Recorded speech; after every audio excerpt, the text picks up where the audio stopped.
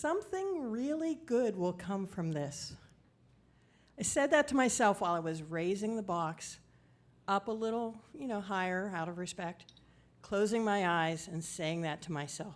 Something really good will come from this. Unfortunately, I got caught in the act.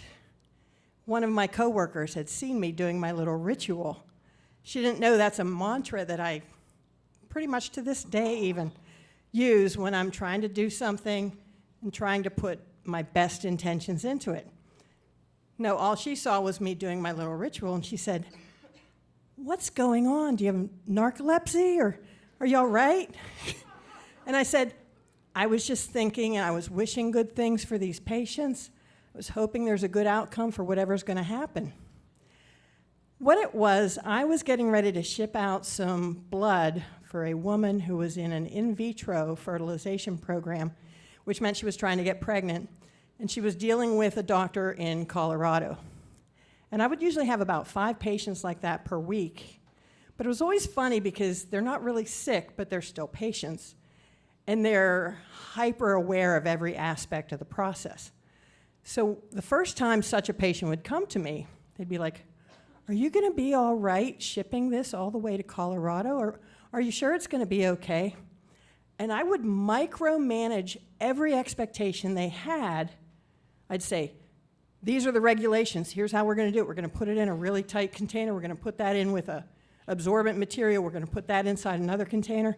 We're going to put all of that inside another container. We're going to pour some dry ice on it. We're going to put it in another container, seal the box, put the labels on, and you will have seen me do the whole process, at least the first time." And I said, "And because this is so precious, this is your day 3 blood work that you can't get back, we're going to treat it like it's irretrievable. and we're going to keep a spare sample of that in our -80 freezer. So if anything goes bad with a shipment, you're not going to have to start your treatments over again for the next 6 months." And they'd be like, "Oh, we're so glad."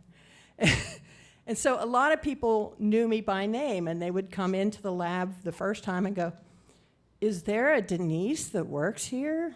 And sometimes they would come at a less than opportune time, but I'd always stop everything I was doing, and I would tell them everything I wanted to tell them about what they were going to experience as I was shipping their blood across the country.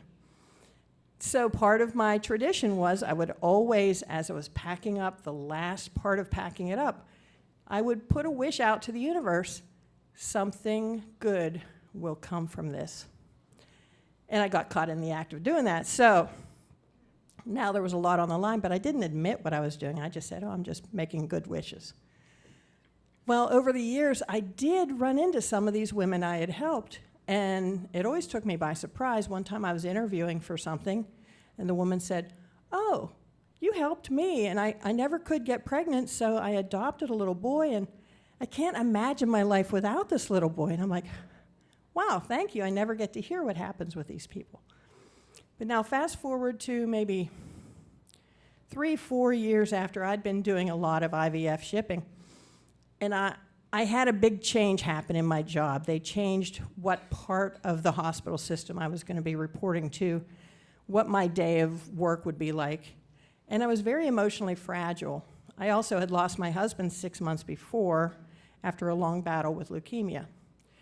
So I wasn't the most emotionally strong person on the planet, but I put myself in the care of a bereavement group at Gilda's Club. It was mostly for people who'd lost their spouses, but over the summer there weren't enough of us to make the group worthwhile, so they also added people who'd lost anybody in their family to cancer. So we had this newly merged group. And the group leader asked me, "Denise, how's it going with the change in your job?" And I had a meltdown. I was crying inconsolably. My body is shaking. I'm saying, "I miss being part of taking care of patients. I miss feeling like my job matters to somebody. I just don't feel like I even belong in the healthcare system anymore." And the woman sitting next to me at this bereavement group looked at me and she said, "Are you Denise from the lab?" And I said, "Yes, I am." And she said, "You helped me and my husband so much." She said, the day that I met you, I called my husband on the phone and I said, even though this whole mailing the blood out every month thing sounds scary, I think this is something we can do because we have met the most wonderful person. And she said, we now have a son who's 9 months old. We can't imagine not having him in our lives. But he really, truthfully would not be here if you hadn't helped us. And it was on the darkest day of my life that she said that to me. And I'd always thought, oh, I hope something good comes out of this. Either they get pregnant or they find that they want to adopt or something. But I had no idea it would mean they would show up as an angel helping me through my darkest day. So I learned a lot from putting that kind of energy out there. And pretty much every day of my life, I think to myself, something good will come of this. Thank you.